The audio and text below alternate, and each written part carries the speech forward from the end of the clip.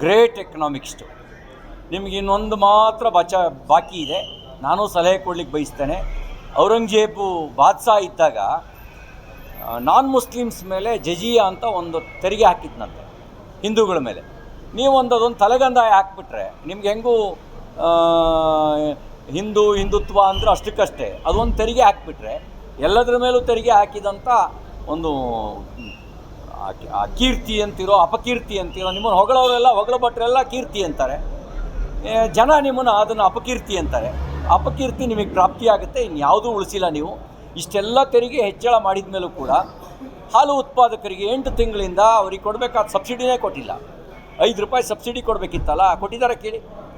ಯಾಕೆ ಅಂದರೆ ಖಜಾನೆ ಖಾಲಿ, ಡೆವಲಪ್ಮೆಂಟಿಗೆ ದುಡ್ಡಿಲ್ಲ.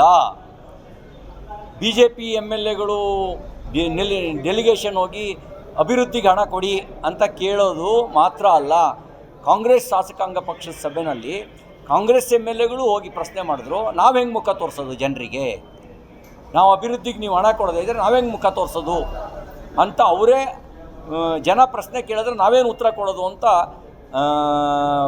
ಶಾಸಕಾಂಗ ಪಕ್ಷದ ಸಭೆಯಲ್ಲಿ ಕೇಳ್ತಾರೆ. ಅಂದರೆ ಈ ಸರ್ಕಾರದ ಪರಿಸ್ಥಿತಿಗೆ ಇದಕ್ಕಿಂತ ಕನ್ನಡಿ ಹಿಡಿಬೇಕಾದ ಅವಶ್ಯಕತೆ ಇಲ್ಲ. ಖಜಾನೆ ಖಾಲಿ, ಅಭಿವೃದ್ಧಿ ಗೋತ, ಮಿಲ್ಕ್ ಪ್ರೊಡ್ಯೂಸರ್ಸಿಗೆ ಹಾಲು ಉತ್ಪಾದಕರಿಗೆ ಸಬ್ಸಿಡಿ ಕೊಡೋ ಯೋಗ್ಯತೆ ಇಲ್ಲ.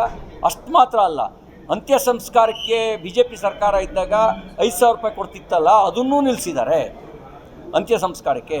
ಇವತ್ತು ಹಿಂದುಳಿದ ವರ್ಗದ ಸಮುದಾಯ, ಅವು ಹಿಂದುಳಿದ ವರ್ಗದ ವಿವಿಧ ನಿಗಮಗಳಿಗೆ ಇವರೇನು ಸ್ಕೀಮ್ಗಳು ಕೊಡ್ತಾ ಇದ್ರಲ್ಲ, ಗಂಗಾ ಕಲ್ಯಾಣ ಇರ್ಬೋದು, ಸ್ವಯಂ ಉದ್ಯೋಗ ಇರ್ಬೋದು, ವಾಹನ ಖರೀದಿ ಇರ್ಬೋದು, ಅದಕ್ಕೆ ಹಣ ಬಿಡುಗಡೆ ಮಾಡಿಲ್ಲ ಅಂತ ಇವತ್ತು ರಾಜ್ಯದ ಉದ್ದಗಲಕ್ಕೂ ಭಾರತೀಯ Janata party OBC Morcha strike ಮಾಡ್ತಾಯಿದೆ.